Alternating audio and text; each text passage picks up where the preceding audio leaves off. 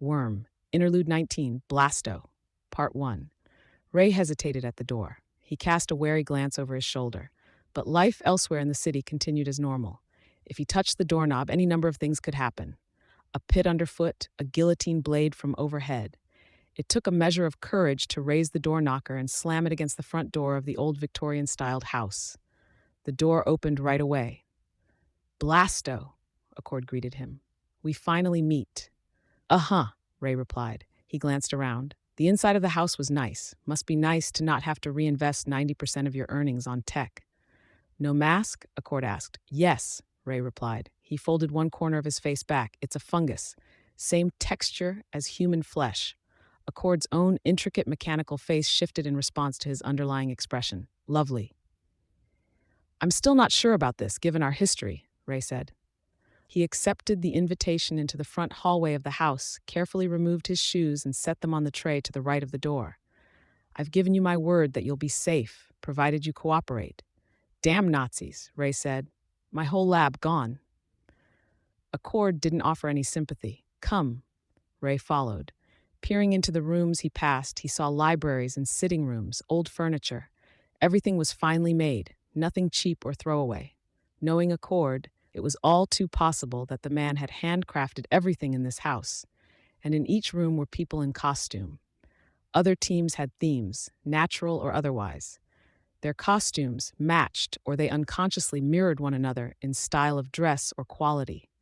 Accord's people were much the same, but it was very deliberate. Each wore fine clothing, elegant dresses and suits, and each had their hair neatly combed into place, oiled to the point that it looked wet. The costumes were in the color of their chosen formal wear and badges or brooches they wore, as well as the finely crafted masks that hid any trace of their real expressions. "You're not expecting me to dress like them, are you?" "No," Accord said. "Truth be told, I fear you could never meet my standards, and I'm going to do my level best to ignore the fact that you exist. You'll want to keep to the areas I designate and use the back ways out of the building so that I never see you. You're not going to imprison me, are you? No, this is a business transaction. I will give you the opportunity to get back on your feet. You will do what you can to eliminate our mutual enemies, being careful to avoid any damage or criminal activity within my territory, and in exchange, you will give me half your territory when all of this is over. Following such an event, I hope we can avoid any further aggression between us for the future." "Sure," Ray said. "The individuals in question are Menja, Storm Tiger, Cricket, Rune, Othala, Nif, and Muspelheim. I'll see you have all available records. Best to enter any confrontation with your eyes wide open." "Okay. My people will not be available to you, understand. Our bargain presumes you are working alone. I get it. You're quiet. You don't have questions? Requests?" "Wouldn't mind some grass." "Turf?" Ray smirked. "In the slang sense. I meant, say no more. I understand what you meant. Provided you stay out of my way, you can do whatever you wish in the assigned area. That said, I and my people will not provide intoxicants, and if you are inebriated in any way in my company—" "It's fine," Ray cut in. "I get it. Here, into the basement," Accord said. Accord led the way, and Ray hesitantly followed. The basement was expansive. There were no walls, only pillars. The floor was concrete covered in a no-slip perforated rubber mat. The various desks were stainless steel, each on wheels that could be locked in place. Each desk, in turn, had glass cabinets or drawers. As far as Ray could see, they were fully stocked, but it was more than that. Ray was used to the usual labs, which held years of old material, tools that had long since fallen into disrepair, trays of solutions that nobody had touched in years, too old to use but too expensive to throw away in good conscience. There were slides that were stained, tools that didn't always work. Even when he'd started his lab, it had been with tools stolen from his old university, things bought on the cheap. This was a dream. He stepped over to a glass case, large enough to fit a person inside. There was a case attached to one side with room for a solution to be poured in, and what he took to be an attached tank of distilled water with a control panel to select the rate and degree of mixture. Another tube would vent the contents into a biohazard case. A glance told him that everything would be here. There were neatly ordered bins of chemicals, tools laid out in neat rows. Everything was pristine. The cages on the other end of the room with the captive animals, even, were clean, with none of the animal scent or vague smell of waste that accompanied such. There were troughs filled with rich-smelling earth, thoroughly mixed and free of clumps. Ray Andino could create life from raw materials, fashion a homunculus from the most basic ingredients and elements. He could make monsters, loyal beings that would do as he wished, with only time and things he'd picked up from a drugstore. Faced with this laboratory, he felt small, insignificant. He knew he would soil it, that things would break as he used them. It was wrong. Satisfactory? Accord asked. It'll have to do, Ray replied, trying to sound casual. It will. Now, I'd like you to know that I recently acquired some samples and records. I'd intended to hold on to them as a bargaining chip at a critical moment, or something I might offer you as incentive to leave this city. What are you talking about? You'll find them in the far corner of the room. The computer contains the database, and the attached machine arm will withdraw any samples on request. Sure, Ray said. My ambassadors will be taking turns observing you. Short of a critical emergency, they won't be reporting anything to me. Citrine will be first. Ray nodded. He was already heading to the computers to find what Accord would feel was so powerful or valuable that Ray would leave the city to get his hands on it. The computer was fast. Ray started to empty his pockets and smooth out the papers with the few blueprints he'd been able to salvage when the white supremacists had come storming through his old lab, and the computer was already idling at the desktop screen by the time he'd finished. A black window with text in bold white letters showed a menu. 2 options: A, view database; B, view samples. He took the first option, typing the letter in the keyboard and striking the enter key. It was names. Cape names. They kept appearing, so fast he could barely read them, and the window kept scrolling until he hit the enter key again to interrupt it.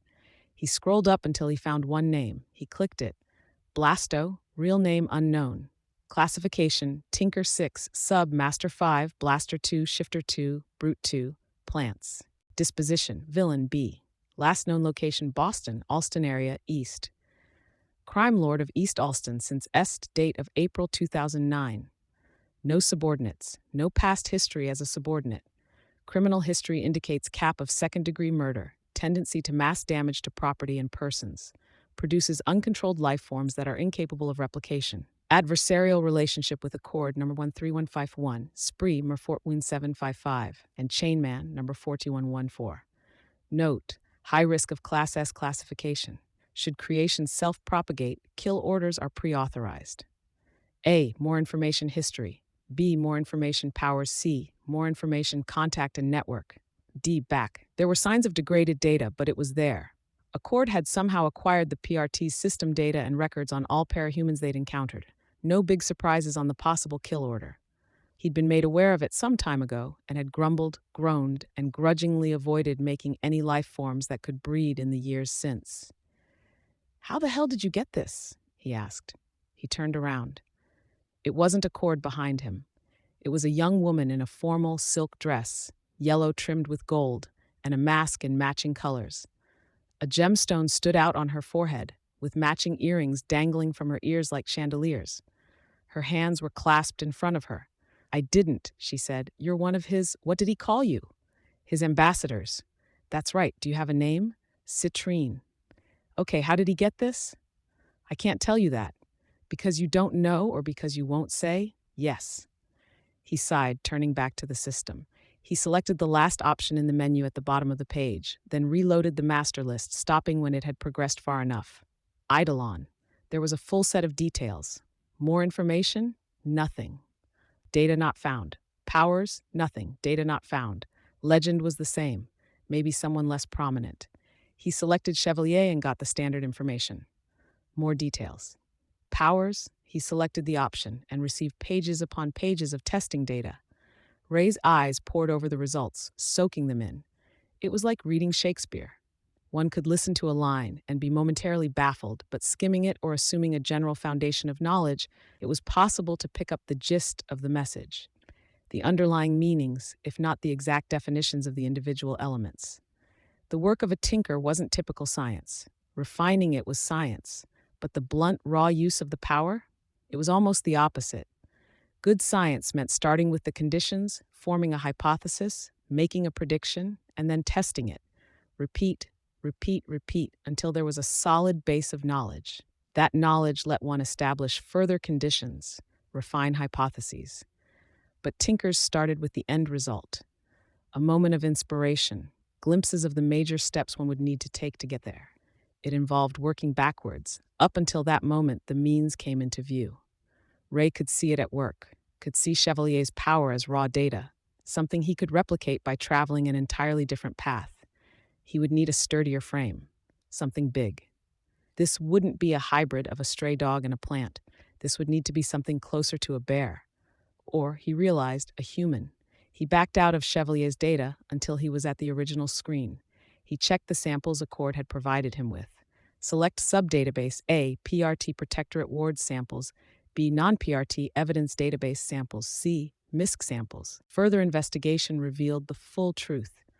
Accord had gotten his hands on a database of DNA from countless members of the Protectorate and the wards, as well as scraps of material from certain powers, where traces remained behind. He selected C, expecting little. His eyes widened. Many were samples from life forms that various Tinkers and Masters had created. His own were in there. That wasn't the surprising fact. He selected the last option on the list. To the right of the computer, in a hermetically sealed case, a robotic arm extended and deposited a microscopic sample on a slide. A fragment so small as to be nearly impossible to see of one of the Simurgh's feathers. "You keep making these little oohs and ahs," Citrine commented. "It sounds like you're pleasuring yourself." "I am, believe me," Ray replied, not looking her way. "Where did he get this stuff? Does he even comprehend what he gave me?" "I'm sure he does." He'd considered replicating Chevalier's power, with a solid enough frame. Maybe a bear, maybe a human. Small potatoes. He went through the contents he'd unloaded from his pockets until he found a piece of paper he'd folded into an envelope. He tore it open and tapped out the contents. Each seed was about the size of a pea, tapered at each end, a mottled white-brown. He hurried over to one of the large glass tubes and fiddled with the controls until it started flooding with water. "Are you one of the talkative ones?" Citrine asked. "What?" "I mean, maybe it's a dumb question because you've stuck pretty much to monosyllabic grunts since this whole thing started, but I'm wondering if you're one of the capes that likes to rant or one of the quiet ones." "Quiet. Why? Honestly? I'm bored. Not like I can go on Facebook with my smartphone or anything. That sort of thing gets you killed when you work for Accord." "You want me to entertain you?" "I doubt you're capable, but you could distract me, help while away the minutes." He eyed the woman. Ray wasn't one of the quiet ones by choice. He'd just fallen into the habit of being alone because it was easier to stay in the lab than it was to be out in the larger world. People in the larger world sucked. Up until the Nazis from Brockton Bay had turned up and claimed the building at the other end of the street from his lab, it had been a place he could retreat. A place where his work and his art could occupy his thoughts and distract him from reality. Art. It was a good starting point for an explanation, and she was probably the most attractive person he'd spent more than 1 minute around in the last few months. He forced a smile. He was a little rusty on that front. What we do, what Tinkers do, it's more art than science. Every step we take is made with an end goal in mind. Just now, looking over these samples, I think I decided on an end goal. "What's that?" "My usual methods. Well, you know them. You've fought my creations before." "Yes." "These seeds," he raised one hand, a seed pinched between index finger and thumb, "are like stem cells. They harbor the potential to become virtually anything. Wherever information is missing, they fill in the gaps, like using frog DNA for dinosaurs. Like using frog DNA for dinosaurs, right? The way I worked it, they'll decode the information in a very brute force way. The seed starts by forming two bodies attached by a central hub. I kill the least viable one, it buds and splits again with copies that are derivatives of the survivor, usually 2 to 4. Kill all but one, repeat, until you have something viable. Exactly. Takes anywhere from a few hours to a few days. Then I have what's essentially a plant-animal hybrid, and I nudge it in the direction of my enemies, or give it simple programming that I can use. training half-plant rodents to fetch shiny objects, for example. How? Trade secret, Ray said. I'm not dumb. I won't give away the essentials. Okay, so what's today's project? Oh, I'll have a dozen projects in the work before I let myself go to sleep. But the big one is that I want to replicate an Endbringer. He glanced at Citrine, saw that she'd gone still. I may need to go talk to Accord, she said. No need, Ray said. I suspect he already knows. He gave me these samples, no doubt with the idea that I'd use it. And you can't even control it? Or he can't control it? It doesn't sound like him, Citrine said. Ray paused. It didn't sound like Accord. Was there another explanation? Accord might be planning on killing him after the project was done. Ray kept his creations in line with pheromones, spraying them liberally around his lab and the surrounding neighborhood. They would move to the nearest, unaffected location as soon as they were free. Once he did that to Accord's home, the place would be rendered immune to his own attacks, at least for a little while. But it still seemed too reckless for the perfectionist. Was Accord that eager to kill the white supremacists, or was there another plan in the works? You've gone quiet, Citrine said. Thinking, he said. No, I need things quiet for a minute. There's a TV in the corner. Watch that. I can't. Accord would be upset, the woman in yellow replied. Ray sighed. He crossed the room to the television, turned it on, set it to mute, and turned on the closed captions. He won't be upset if I turn it on, will he? No. There? He returned to the computer and started working with the Seemerg's tissue. It was hard to cut, and harder still to slice to the point that he could look at it under a microscope. Crystalline, he murmured as he focused on it. The feathers were like snowflakes when viewed at 40x magnification. He scaled all the way up to 800x magnification before realizing that there were no individual cells.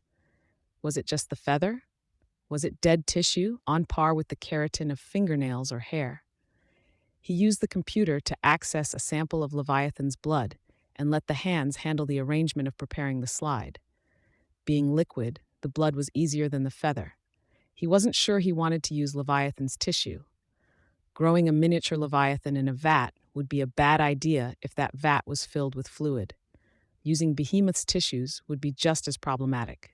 The hero killer could ignore the Manton effect at a range of up to 32 feet. Even semi-conscious inside a glass case, it was too risky. Had to be smart about this. Leviathan's blood was the same as the feather. Crystals, dense and so opaque that light wouldn't pass through them. There were more tissues, flesh, more blood, hair, damaged tissues and intact ones. He went through each, all of it, the same. Crystals, no individual cells. Even the crystals barely differentiated from one another. Truth was, there was more difference in crystals collected from deeper inside the Endbringer than there was in crystals that had come from different parts of the Endbringer's body. Hair, as opposed to blood. He scraped off a bit of his seed, then added water and the catalysts to splice it with some of the Seemerg's feather. Sure enough, it started to grow. Each end of the scraping formed into buds, and the buds started to form into basic, fodal shapes, one quadruped, one vaguely humanoid. But neither lived. The weaker tissue was easier to work with. Assuming it was deriving patterns from the crystals, insofar as the crystals could create or support life, he could use that to work out the peculiarities of how the Endbringers were able to sustain themselves. No vascular system, no sign of emergent organs. Of course, the emerging life form wasn't viable. It wasn't capable of life in the first place. He'd have to take another route. He withdrew a sample of Murden's tissue, then started splicing it with one seed and the ruined fragments of the Seemerg's feather. It was lunacy, tampering with Endbringer-related materials, but he couldn't shake the idea that he was onto something. He'd sustain the Endbringer tissues with other living tissue that could feed it energy or nutrients. His seeds would bridge the gap. It would take 10 or 15 minutes before he saw any real results. There was other work to do in the meantime. A sedated monkey plus a sample of his own tissue and one seed, and he had a homunculus in the works. It would be roughly as intelligent as a very stupid person in most respects, but it would share his own understanding of chemistry, biology, science, and botany. It would serve as a lab assistant, and he would need one for a lab this big. The rest of the seeds went into another vat to replicate. He'd need more. He walked over to the glass tube where the Simurgh-Murden plant hybrid was in the works. One had wings rather than legs. He directed a laser to kill it. The other had 4 arms, but 2 resembled wings. It would work. He conducted a charge through the fluid to reset the life cycle.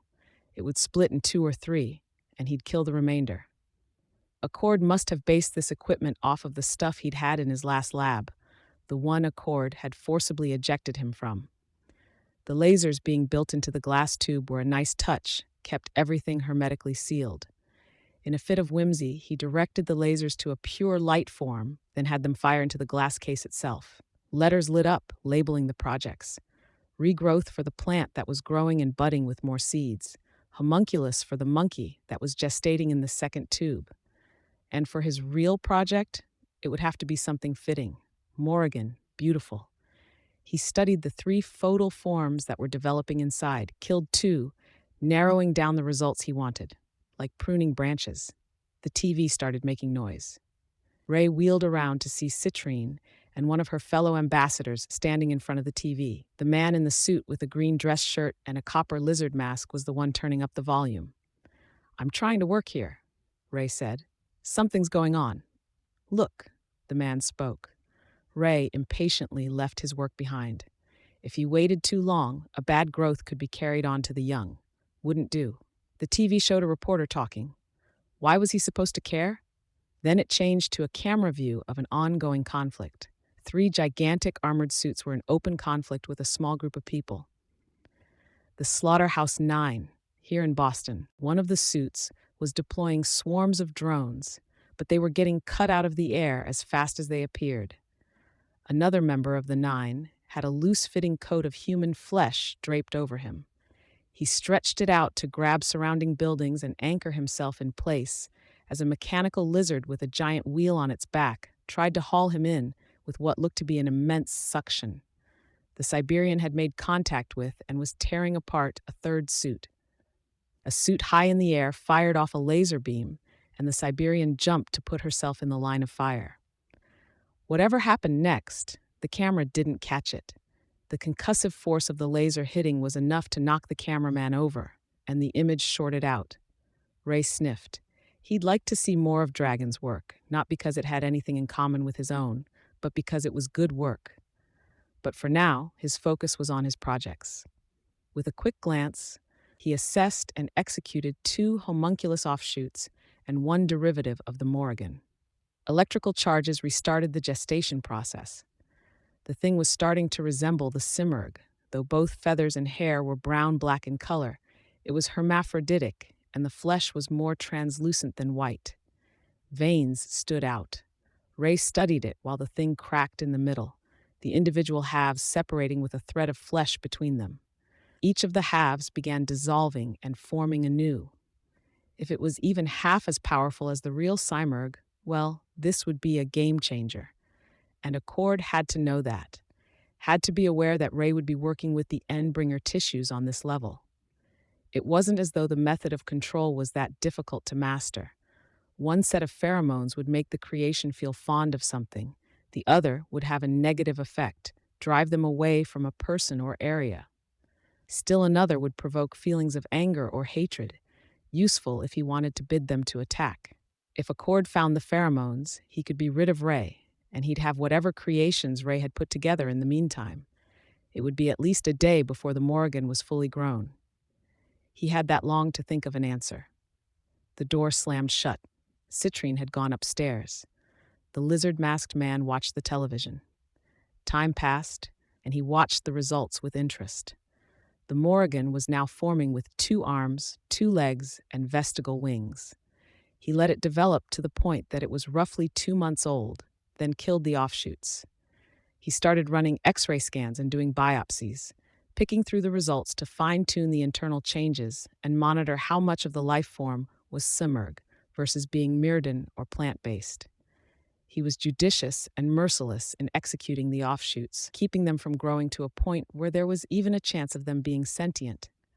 The life form did, he noted with some pleasure, have a corona pollentia, a lobe in the brain that would allow for powers if it developed fully.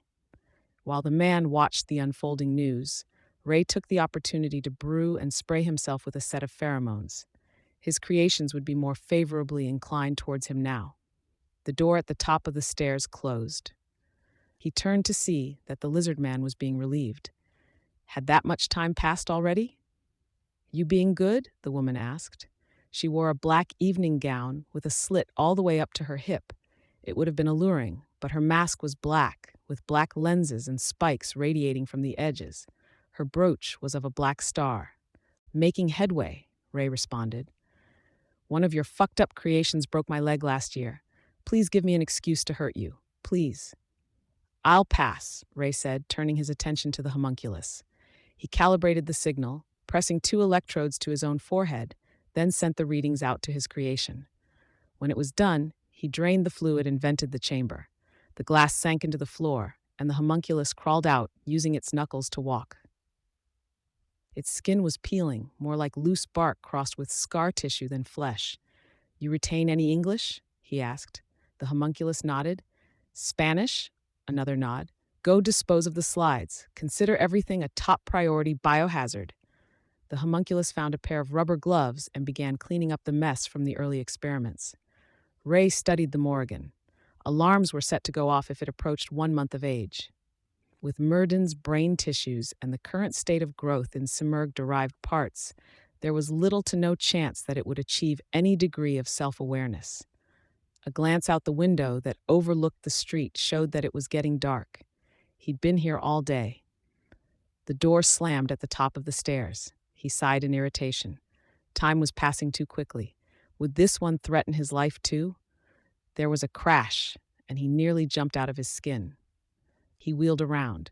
The woman with the black dress had slammed into the television set. She had holes in her as though she were a piece of Swiss cheese, and more of her had been torn to shreds. A body fell down the stairs, the man with the lizard mask, dead, though not so mutilated. The woman who came down the stairs had an unusual body type, accented by her style of dress. She was almost like a boy. She was so thin, and her strapless dress hugged her upper body, but the lower half billowed around her. Her hair was long and white, her eyes wide with irises and pupils small. Her lips had been painted black. Her arms, though, machinery had been crammed into the arms, and they'd been extended to nearly twice the length, the fingers drawn out long. Sparks flew as the woman moved one arm, and she winced. The second individual skipped down the stairs, stopping at the bottom to admire the laboratory. Her eyes fell on Ray. I know you, she said. I know you too, Bonesaw, he said. Without breaking eye contact, he tapped a key on the computer, prompting a flood of nutrients into the Morrigan's solution. Nice lab. It's not mine. Man, this is nice stuff. Being constantly on the move, you miss out on stuff like this. My old lab wasn't this good, he said. Make small talk. Who's that? Damsel of distress with some modifications by yours truly. Damsel for short, better at controlling her power now. Hi, Damsel. Damsel looked at him, spoke in a whisper he couldn't make out. And who's this? Bonesaw asked. She approached the glass case with the Morrigan inside. Morrigan. Looks like the Simurgh. She is, in part. The other half of the genetic base is from Murden's tissue. Everything that bridges the gap is a really complex fungus. Cripes, how do you even manage something like that? Trade secret, he said. He watched as Damsel approached the widescreen TV, picked it up where it had fallen to the ground, and held it in front of her, staring at the image. No doubt some mention of what the other members of the Slaughterhouse Nine were up to in Boston. I'll get the answer out of you, you know. I know, Ray admitted, but I wouldn't be a self-respecting tinker if I didn't at least pretend to protect my work. True. Bonesaw turned her attention to the homunculus. She poked it in the stomach, and it growled at her in response. If he let the Morrigan out now, Bonesaw was staring at the homunculus, and Damsel was focused on the TV, but it would die if he let it go now. It was too young. Every 2 or 3 seconds it sat in the high-nutrient solution would be a week of growth.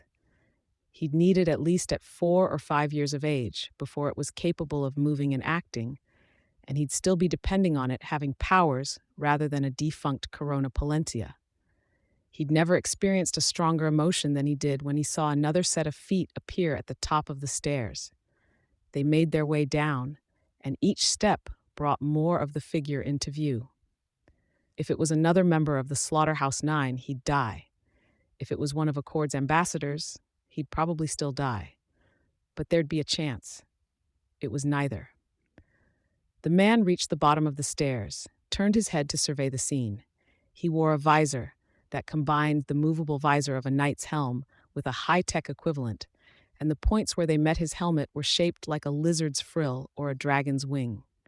He held out a rod in one hand, and it unfolded into a spear of ridiculous length. The lizard theme. If the machines Ray had seen fighting the Slaughterhouse Nine were dragons, was this one of her assistants? Someone working under her? Or her? Damsel wheeled around, extended one hand, but the man in armor was quick to step around a pillar for cover. Damsel's power ripped into the pillar, warping and tearing space in a chaotic storm.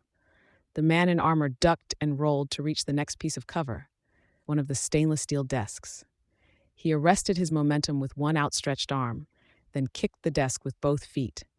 It slammed into Damsel. He hopped onto his feet in a single movement, slashing with the spear's point. The tip struck Damsel across the eyes, blinding her. He reversed the spear and swung it, and the spear butt caught her in the side of the head. She was knocked down onto all fours before she could direct her power at him again. The man dug the spear's point into the ground to help propel himself towards her. His leg flared with a gray blur as he reached her, and he brought it down onto her back from above. It sheared through her as though she weren't even there, cutting her in half. He kicked out to obliterate her head and one of her shoulders in a single movement, disabled the gray blur, and set his foot down with a thud that rang through the underground laboratory. Bonesaw didn't seem disturbed by the loss of her teammate. "Don't think I don't recognize you. You were Mannequin's pick. Armsman? Armsmaster?" The man in armor pointed his spear at her. Defiant now. "You know I loaded myself with a mess of epidemics, Defiant," Bonesaw said. "You kill me like that, and I'll explode into a cloud of a bajillion plagues. It can't be easy." "It is." Defiant's voice was distorted by his helmet, vaguely computerized. "There was a processor at work somewhere there," Ray observed. "What, you'll unleash 1,000 plagues on this world to finish me off? Me? A little girl?" Bonesaw smiled wide. "Yes. You'll get sick. Biohazard safe," Defiant said. His spear shaft tapped against his armor. "He'll die in 100 horrible ways," Bonesaw said, pointing at Ray. "Villain, acceptable loss. And the people in this neighborhood? I scanned the area. There is zero airflow in or out of this lab. It's quarantine safe." "So you've got all this figured out, don't you?" "Yes." Bonesaw glanced over her shoulder at Ray. "You." Defiant moved so fast that Ray couldn't follow the movement. The spear impaled the girl in the chest. The heart. Fuck me," Bonesaw grunted. Defiant swung the spear to one side and slammed her into the wall, knocking chemicals and vials off of every shelf unit she hit on the way. "Why?" Bonesaw started. Defiant raised the spear, and her sentence was interrupted as her head cracked against the ceiling. He drove the spear toward the ground with just as much force. "Why?" Bonesaw spat blood onto the ground. Being impaled in the heart hadn't put her down. "Ow. Bit my tongue. Why don't you come closer, big man? Too scared to come here and finish me off?" Defiant didn't respond. Instead, he struck her against the wall again, then shoved the spear point into a set of stainless steel shelves. Pieces of the empty glass beakers rained onto the ground beneath her dangling feet. "Coward," she taunted him. Ray glanced nervously toward the door. Would it be better to run or to stay? The girl reached forward, clutching the shaft of the spear. She began pulling herself forward, hauling the spear's shaft through the hole in her chest as she closed the distance inches at a time. She smiled as she did it. Blades sprung from the length of the shaft and began spinning like propellers. One caught her from behind, and she slid forward, only to find herself sandwiched between two such sets. "That's Mannequin's trick. That's so cute that you're copying." Defiant moved the spear, and Bonesaw was thrown back, her hair and back caught against the blades. She used her hands to pull herself forward so she was clear, maintaining a grip even as he swept the spear to one side again, keeping herself fixed at the same point on the pole's length. "Hey, plant geek," Bonesaw had to raise her voice to be heard. "He kills me, you die! Think about that." Ray glanced at Defiant. There wasn't an opening or anything that suggested at the man inside. Only armor, implacable, unrelenting, driven. Then he looked at the girl, half hidden behind the blur of the spinning blades. Okay, Ray said. He wanted to live, wanted nothing more than to go on to do his research. Maybe one day find greatness, find a woman who could appreciate him. Have kids. But he wanted her to live even less than he wanted any of that, because he could well and truly believe that she would do more harm in her life than any good he could do in his. Okay, he repeated. I can live with that. There was a crunching sound, and Defiant snapped his head over to look at Bonesaw. She spat, and smoke billowed where the spit came in contact with the blades. One flew off and sailed across the room to strike a cage with animals inside. The mechanism that was keeping the blades in motion ceased. With nothing impeding her line of sight to Defiant, Bonesaw crunched again. Smoke billowed from her mouth as acid ate away at her flesh. She leaned back as if she were preparing to spit a loogie, and Defiant disabled the propeller behind her, swinging the weapon and flinging her free of the end. She touched ground and spat out a mouthful of acid onto the floor. It smoked on contact with the concrete. No, Defiant said. He took 2 steps forward and swiped with the spear, cutting her in half. Almost in half. Something like chainmail was wrapped around her spine, but the spear had cut through the matching mesh that had protected her abdominal organs. Defiant turned to catch a mechanical spider that was making its way down the stairs. He impaled it and dashed it to pieces. Another thrust killed one that was hiding inside an air vent. Bonesaw crawled forward, dragging her spine and ruined midsection apart from her legs. There wasn't as much blood as there should have been. Not done. She clawed into her apron for vials, threw them across the room. Defiant backed away as they exploded into clouds of white. As they spread, Defiant was reduced to a mere silhouette. You're in an augmented biohazard suit, Ray thought. He eyed Bonesaw as she clawed her way in his general direction. Come through. But Defiant had other ideas. Maybe he had a degree of familiarity with the white powder, knew what it was and that it had to be avoided. Maybe there was something else at play. Another member of the Slaughterhouse Nine in the area? Bonesaw was getting closer. Ray backed away. She looked up at him. Dark circles were already spreading around her eyes, her face paling. She looked gaunt, and she held a vial. She tried to claw the cork off and failed. If he stepped closer, she'd do something to him. But if he didn't try to stop her, on the second try, the cork came free. She pushed it in Ray's direction, and he was quick to kick it into the cloud of white to his right. But the fluid that had trailed out as it rolled was smoking, just under his feet. He had nowhere to go. He lunged, leaping onto one of the shelving units to keep from passing anywhere near Bonesaw. Something snagged on his foot. He toppled to the ground. Looking back, he could see her spine was prehensile and that it had caught his foot, winding around the bridge of it. The sheath is hiding more machinery. The white smoke was congealing into strands of gunk that cut off the end of the room closest to the stairwell. Defiant was caught in the midst of it and was slowly tearing himself free. No. Ray tried to kick her off, but that only served to let her get a grip on his other foot. She began clawing her way up his legs. He reached for the keyboard, pulled it down from the shelf it sat on. It dangled above his head, and he pressed it against the wall, tapped the keys to open the tube that held the Morgan. He hadn't drained the water, and the fluid began to flow onto the ground as the glass sank into the floor. Bonesaw had climbed up to his chest, and it was only his struggles that kept her from reaching any higher. He clawed at her hands, and she wasn't that strong. But she was tenacious, and she used her prehensile spine to secure any progress she made.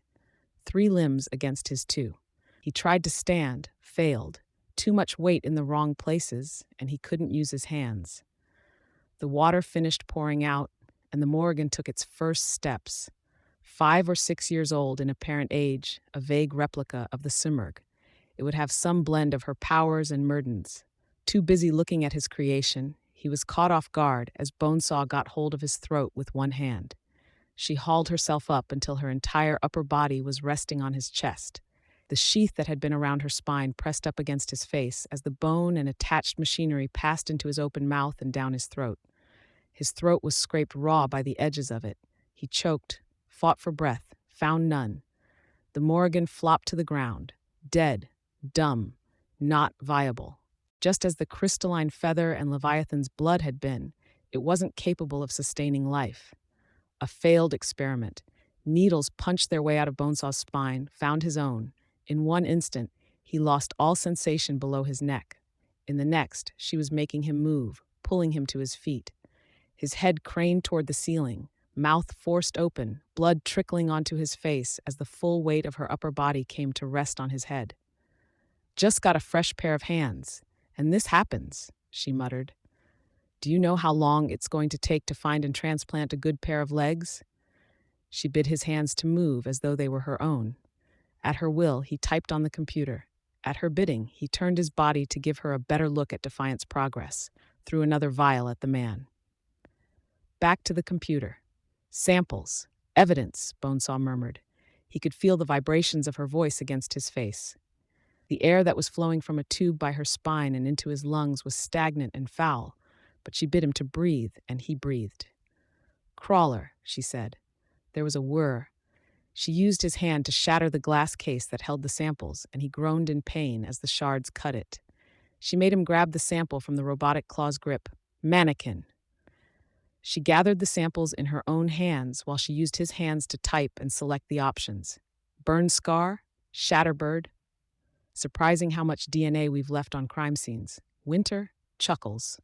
Defiant roared. He growled words, as if speaking to himself. "Nice guy, murder rat, hatchet face. We've gone through a lot of members," she said, while depositing each sample in a plastic case. "Screamer, Harbinger, King." Ray choked, tried to choke. He could control his head, his mouth. If he passed out, would his body fail? Would she fail? "Pity I can't use this lab," Bonesaw said. "Make the cloning process that much easier. But I've seen your work. I think I can replicate it. Helps if I have this." She had him tap a key, and he could hear the water flowing as another of the glass cases started to move. The regrowth tube. The seeds. "Didn't think we'd get this lucky," she said. "Jack said that since the world isn't ending like it was supposed to, he wants to hurry it along. We did our research and decided to track down some decent tinkers, and you were closest. Only problem with entering any metropolis like this is security cameras." "Ooh, gray boy." He was one of Jack's first teammates. You wouldn't believe the stories Jack tells about him. Another sample was collected and deposited in the box. She stopped and turned toward the Morrigan. He could feel his blood run cold. "Nah," Bonesaw said. "Even I'm not that crazy." She had him tap keys on the keyboard, and a laser fired from the top of the case that had held the Morrigan. He couldn't see, but he could smell the burning flesh. The box of samples tucked under one arm, she walked Ray to the door that led out of the back of the basement. The one Ray had been ordered to use when coming and going, out of Accord's sight. He couldn't lose hope. Defiant would have come on an armored suit. If that suit was positioned to survey the area, if Defiant had contacted Dragon, ordered an airstrike, or even just reinforcements. No. There was a ladder on the other side of the doorway leading down into a pitch darkness. She turned in Defiant's direction, and Ray caught a glimpse of the hero. He was still caught, and though the blur around his leg was cutting him free, goop was streaming down from the ceiling to connect to his upper body, and he couldn't destroy that with a ready kick. She had Ray grip the rungs of the ladder, and they slid down into the pitch black. Worm, Interlude 19, Blasto, Part 2. "I failed," Defiant said. "You hurt her." "If anyone failed, it was me," Dragon replied. "I couldn't break away from the fight." Mist emanated from her robotic body, dissolving the strings of slime that had congealed around him. Her hand settled on the side of his face. "Did we gain anything? I'll show you in a minute. Are you okay?" "Need more tech, nanomolecular thorns for my arms. It would have made the difference." "We can figure something out, but are you okay?" "I suppose so. Where do we stand?" "2 suits destroyed, and we don't yet know what Bonesaw took with her. Jack escaped with some of his team, but we killed 4 of them all together." "4," he said. "We should mobilize now. There's a limit to how fast and how far they can move, especially with the wounded. Bonesaw went into the subway system, and it will take time for her to get free. But if she gets in contact with their new teleporter..." We'll mobilize as soon as I've freed you, Colin. If I don't use this body, you'll be left behind, and neither of us want that. Better that you give chase. We're doing okay. We're closing the gap. They showed up on camera, and we were ready to move on them within minutes. We'll do it again. Colin nodded, but he didn't respond. She settled her arms around his shoulders, letting the spray do its work. The metal of her forehead touched his mask. Take it for what it is. A little lost, a lot gained. It took 30 more seconds for the foam to dissolve. She broke the hug, and he tore himself free of the scraps. They were out of the basement and walking through the ruined interior of Accord's household in moments. They stepped outside into the evening air. Colin let the vents in his costume open so the cool air could flow through. Dragon luxuriated in the feel of the air against her exterior body. Her hand caught his as they walked to where the Uther and her own suit were waiting. Colin stopped in his tracks. Dragon's suit was posed with its head pointing toward the sky. The suit's metal jaws were clamped around a body. Manton. The Siberian is dead? Gone would be a more appropriate word, she said. Manton is dead. Colin nodded and exhaled slowly. Good work. The job's not over yet. The Uther's cabin doors opened to invite him in.